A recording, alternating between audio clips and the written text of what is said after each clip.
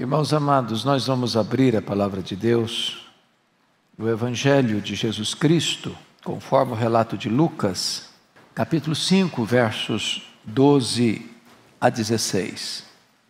Esse texto diz o seguinte: Aconteceu que, estando Jesus numa das cidades, veio à sua presença um homem coberto de lepra. Ao ver a Jesus, prostrando-se com o rosto em terra, suplicou-lhe: Senhor, se quiseres, podes purificar-me. E ele, estendendo a mão, tocou-lhe, dizendo: Quero, fica limpo. E no mesmo instante lhe desapareceu a lepra. Ordenou-lhe Jesus que a ninguém o dissesse. Mas vai, disse, mostra-te ao sacerdote e oferece pela tua purificação o sacrifício que Moisés determinou para servir de testemunho ao povo. Porém, o que se dizia a seu respeito cada vez mais se divulgava, e grandes multidões afluíam para o ouvirem e serem curadas das suas enfermidades.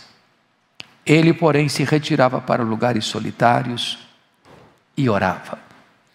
Eu quero pensar um pouco com vocês sobre o tema compaixão e poder. Este episódio é registrado pelos 3 evangelistas sinóticos, ou os 3 evangelhos sinóticos: Mateus, Marcos e Lucas. Mateus é o mais sucinto no seu registro, mas é o único evangelista que nos oferece informação de quando esse fato aconteceu. Mateus diz que esse episódio ocorreu imediatamente depois que Jesus desce do Monte das Bem-aventuranças, onde pregou o chamado Sermão do Monte. Marcos é o mais detalhado dos evangelistas. Ele mostra, e só ele mostra isso, que Jesus, tomado de grande compaixão diante do pedido daquele homem leproso, tocou-lhe e disse a ele: Eu quero, fica limpo. Lucas, que era médico e tinha uma perspectiva mais acurada do problema de saúde daquele homem, nos informa que ele não apenas era leproso, mas ele estava coberto de lepra, informando-nos, portanto, que a enfermidade dele estava em grau avançado, já nas situações mais debilitantes da enfermidade, que devastava sua carne, que necrosava sua pele, que devastava suas cartilagens, deixando-o, portanto, deformado. Portanto, este episódio nos enseja algumas lições que eu passo a destacar. A primeira coisa, irmãos, este homem aparece como paciente com uma grande necessidade. Certamente ele deve ter furado algum bloqueio. Ele não podia viver entre o povo, ele não podia conviver com as multidões. Ele devia estar num leprosário, numa caverna, um local isolado das pessoas.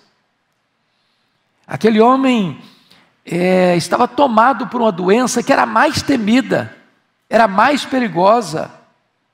Ela não apenas matava as pessoas paulatinamente, levando a pessoa a uma situação de opróbrio, porque a pele necrosava, a carne apodrecia, as cartilagens eram consumidas e devastadas. Mas a lepra era também uma enfermidade que produzia uma espécie de segregação, de isolamento. A pessoa não podia conviver com a família, não podia frequentar a sinagoga, não podia frequentar as festas, não podia conviver com ninguém, ela tinha que ficar isolada, coberta de trapos, vendo a morte terrível avançando pouco a pouco, consumindo a sua vida. Este homem é uma espécie de carcaça humana, um aborto vivo, tomado por uma doença terrível, que lhe trazia tanto sofrimento. Este homem estava, diríamos nós, com a esperança morta. Era uma causa perdida, era um problema sem solução. Mas de repente, certamente ele escuta que Jesus está por ali. Ele fura o bloqueio, não sabemos como ele sai da caverna, sai do leprosário. Talvez se alguém o visse andando no meio da multidão, diria: maldito, pegando em pedras para jogar nele. Ele se prostra, com o rosto no chão, ele se ajoelha, ele adora Jesus. Ele diz: Senhor, se tu quiseres, tu podes purificar-me.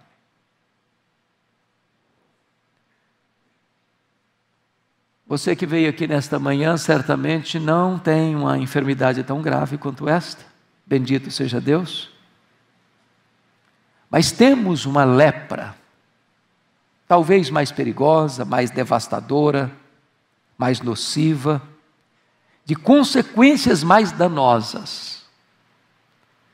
Uma doença que se chama pecado. A lepra é um símbolo do pecado.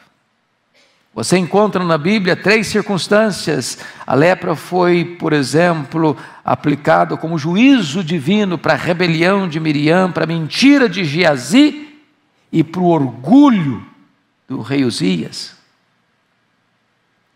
Assim como o pecado, a lepra, ela não é apenas uma coisa superficial. Assim como a lepra, o pecado separa. Assim como a lepra, o pecado deixa marcas. Assim como a lepra, o pecado insensibiliza. Assim como o pecado, a lepra cheira mal. Assim como a lepra, o pecado é contagioso. Assim como a lepra, o pecado mata.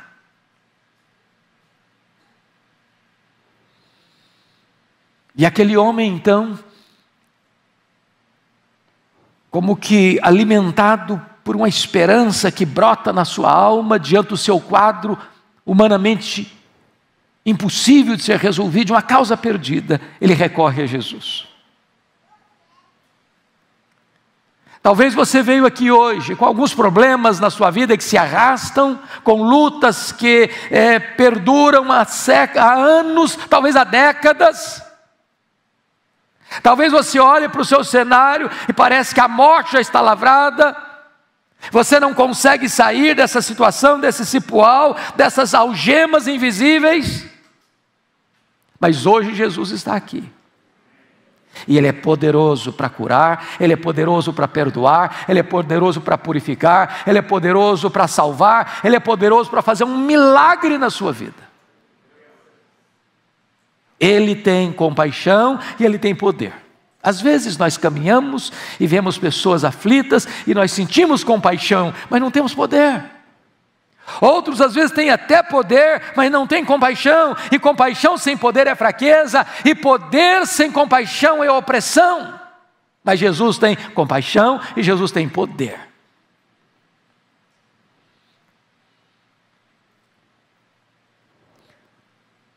Diz a Escritura que este homem se apresenta a Jesus de duas maneiras. Primeiro, de forma humilde, reconhecendo que Jesus tem o poder e a majestade. Se tu quiseres, tu podes. Eu não sei qual o seu problema, mas eu quero dizer para você que Jesus pode resolvê-lo. Não há limitação no seu poder.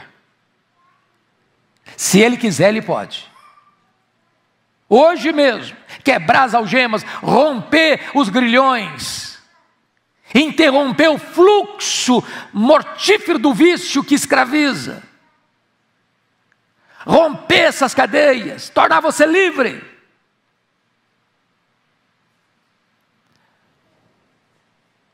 Mas esse homem tem uma segunda atitude. Não só reconhece o poder de Jesus, ele se submete à autoridade e à vontade soberana de Jesus. Se tu quiseres. Ele não chega exigindo, ele não chega determinando, ele não chega fazendo qualquer reivindicação de direitos. Ele chega humildemente dizendo: Senhor, se tu quiseres, tu podes. E é curioso que agora você encontra a resposta de Jesus. Os dois pedidos: se tu quiseres, tu podes me purificar. E Jesus atende aos dois pedidos, diz: quero, fica limpo. Porém, antes de tratar do poder, vamos tratar da compaixão. É Marcos que nos informa que Jesus, profundamente compadecido dele, tocou-lhe e disse: quero, fica limpo. Meus amados, é tão bom você vir num domingo de manhã para a igreja, talvez com as suas lutas, talvez com as suas dores, talvez com as suas necessidades, talvez com os seus dilemas, talvez com as suas pendências, talvez com as suas crises, e dizer uma coisa: Jesus conhece você, Jesus sabe o seu nome, Ele conhece a sua história, Ele conhece o seu passado, Ele conhece as suas lutas, Ele conhece as suas lágrimas, Ele conhece os seus gemidos, Ele conhece as dores que você nunca compartilhou com outra pessoa. Ele conhece e Ele se compadece de você. Se compadece de você. Ele se importa com você. Quero.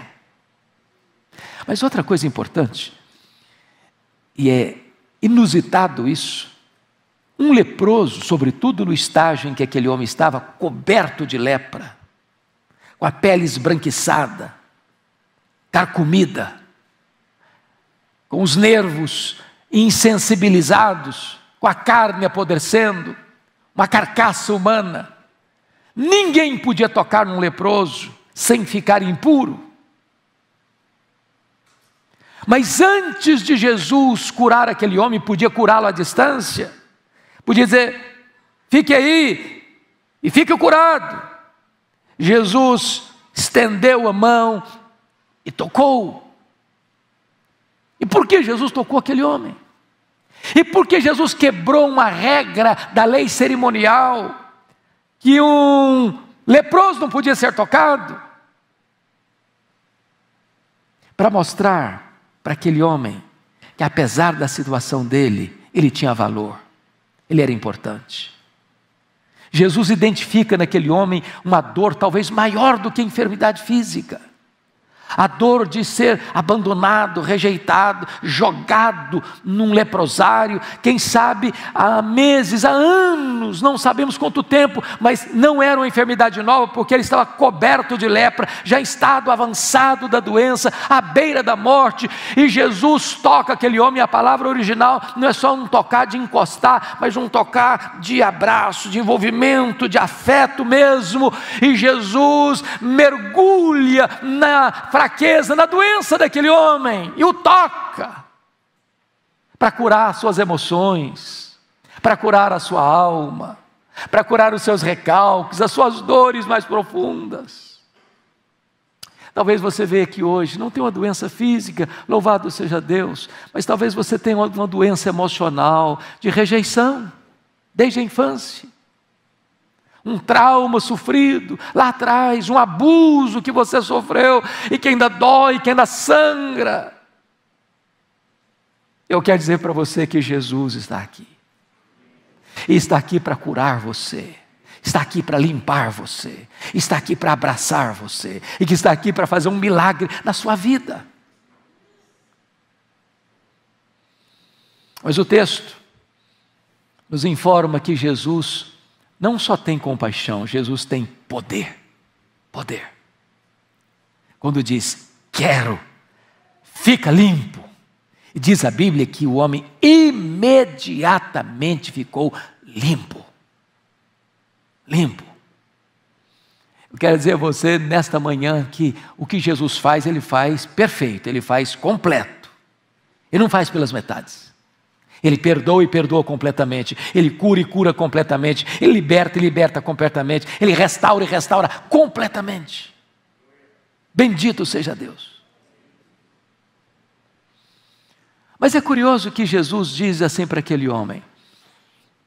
Veja comigo o texto, versículo de número 14. Ordenou-lhe Jesus que a ninguém o dissesse, mas vai, disse: mostra-te ao sacerdote. e oferece pela tua purificação o sacrifício que Moisés determinou para servir de testemunha ao povo. Por que Jesus fez isso? Por que Jesus não mandou aquele homem imediatamente para casa? Vai para casa. Como disse para o paralítico lá de Betesda, toma o teu leito, anda, vai para casa. Por que ele não fez isso? Por que Jesus manda este homem curado primeiramente ao sacerdote? Jesus está protegendo este homem. Se este homem voltasse imediatamente para casa, talvez nem sua família o receberia. Talvez ele seria apedrejado no caminho. As pessoas sabiam que ele era leproso. Segundo, a autoridade sanitária que cuidava da saúde pública na época era o sacerdote. O sacerdote tinha que estudar medicina. Ele tinha que ter a capacidade, a habilidade de diagnosticar doenças. Haviam muitas doenças de pele, algumas delas curáveis, outras não. O sacerdote era um homem muito informado nas muitas áreas da ciência da sua época. Ele tinha que cuidar de muitas outras áreas. Ele era escolhido aos 25 anos, mas ele só assumiu o sacerdote aos 30 anos. Ele era alguém informado e era ele que tinha a autoridade, a competência da saúde pública para diagnosticar não só a doença, mas para identificar a cura e dizer, não, você está curado, você pode voltar para casa, você pode voltar para a sinagoga, você pode frequentar as festas, você pode fazer o convívio social, você está liberado, eu lhe dou um alvará de que você de fato está curado. Em outras palavras, os milagres de Jesus são públicos e verificáveis. Jesus faz, pode atestar, é verdade mesmo, não tem engano, não tem propaganda enganosa, não tem mentira. Não tem desse negócio de dizer que está curado e não está curado coisa nenhuma. Não tem desse negócio de fazer propaganda do milagre e o milagre não aconteceu. Não, o que Jesus faz, Ele faz de fato. Faz de fato. Sua família vai ver, seus vizinhos vão ver, seus parentes vão ver, seus colegas de trabalho vão ver o que Jesus mudou, o que Jesus transformou. Todo mundo vai notar, realmente houve um milagre aqui.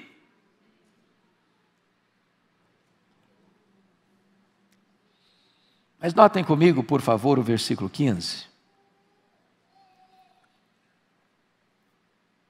Porém, o que se dizia a seu respeito, cada vez mais se divulgava e grandes multidões afluíam para o ouvirem e serem curadas de suas enfermidades. Eu quero entender, pastor Arival, duas coisas no texto.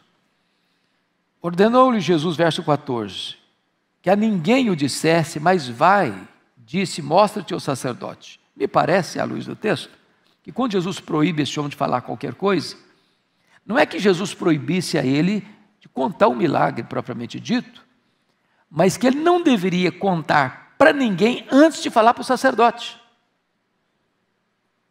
Ou seja, primeiro vamos andar pelas vias legais. Não fale para ninguém antes de falar para o sacerdote. Quem tem competência, quem tem autoridade, quem tem direito de dizer está curado publicamente é o sacerdote. Então não saia para ir contando para todo mundo sem primeiro mostrar de forma pública, de forma legal, de forma legítima, de forma adequada, que de fato a cura aconteceu. Esse homem não cumpriu bem essa ordem de Jesus. Marcos aqui nos informa isso, que a situação se tornou tão complexa que Jesus não podia nem entrar publicamente nas cidades mais por causa dessa ordem que ele quebrou.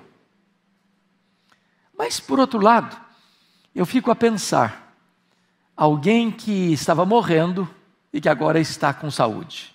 Alguém que estava cativo e agora está liberto. Alguém que estava arruinado e agora está restaurado. Ele não pode se calar. Ele precisa falar.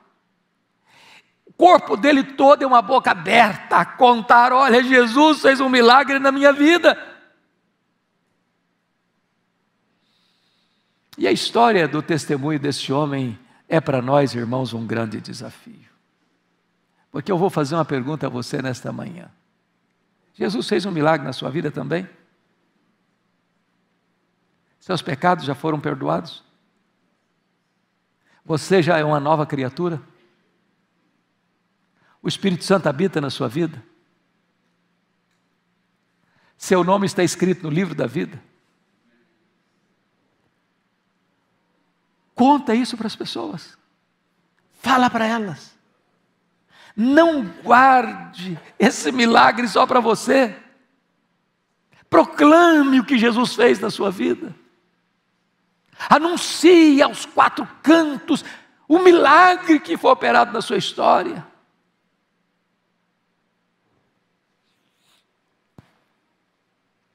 Me permita concluir com o versículo 16, porque há algo para nós aqui também quase incompreensível. Em virtude desse grande milagre e das multidões, e note você que Lucas era um historiador. É o primeiro historiador da igreja, Lucas, médico. E Lucas é muito cuidadoso com a precisão das palavras que ele vai usar. E no verso 15, ele não diz grande multidão, ele coloca no plural, grandes multidões afluíam para ouvir Jesus, para serem curadas das suas enfermidades. E eu fico imaginando aos borbotões, as pessoas vindo, saindo das ruas, das vilas, das cidades, das aldeias, e vindo em massa, aquelas multidões ao encontro de Jesus. Cada uma delas com as suas lutas, com as suas necessidades, com as suas carências, com as suas doenças, com as suas enfermidades. Mas olha uma conjunção adversativa no verso 16. Ele, porém, Jesus, porém, se retirava para lugares solitários e orava. Jesus era um homem perfeito e é Lucas quem nos conta a vida de oração de Jesus. Jesus está nos ensinando um princípio. Precisamos colocar Deus em primeiro lugar na nossa agenda. O trabalho, por mais importante, por mais urgente, por mais necessário, não pode ocupar no nosso coração, na nossa agenda, o lugar indisputável de Deus. Nós não podemos nos capitular ao ativismo, por mais necessário que ele seja, porque a presença de Deus, a comunhão com Deus, a intimidade com Deus, a vida de oração é a ferramenta, é a usina de poder que nos dará condições de prosseguir atendendo às demandas das multidões. E por isso diz a Bíblia que Jesus se retira para estar a sós com o Pai, para buscar o Pai, para orar ao Pai, para falar com o Pai, para receber poder do Pai, para dar continuidade ao seu ministério. E tanto é fato que no verso 17, o verso seguinte está escrito: ora, aconteceu que num daqueles dias estava Jesus ensinando, e achavam-se ali assentados fariseus e mestres da lei, vindos de todas as aldeias da Galiléia, da Judéia e de Samaria e de Jerusalém, e o poder do Senhor estava com ele para curar. Agora esta é uma palavra para a igreja, para você, para mim. As multidões estão aí fora, com as suas necessidades, com as suas dores, com as suas enfermidades, com as suas lutas, com as suas urgências. E você e eu, a igreja, precisa se recolher tantas vezes para buscar a Deus, para orar ao Senhor, para buscar revestimento de poder. Porque nós não podemos atender às necessidades dessas grandes multidões com a nossa própria força, com o nosso próprio conhecimento, com os nossos próprios recursos. Nós precisamos do poder de Deus. Só Ele pode nos capacitar. Que Deus nos ajude a sermos revestidos com esse poder, porque há multidões aí fora precisando urgentemente de ajuda e de socorro. Que nós possamos seguir aquele que tem compaixão e tem poder. São Paulo precisa de Jesus. E esta igreja precisa oferecer a esta cidade o que ela precisa: o Evangelho da graça salvadora de Jesus. Que o Senhor nos abençoe. Amém.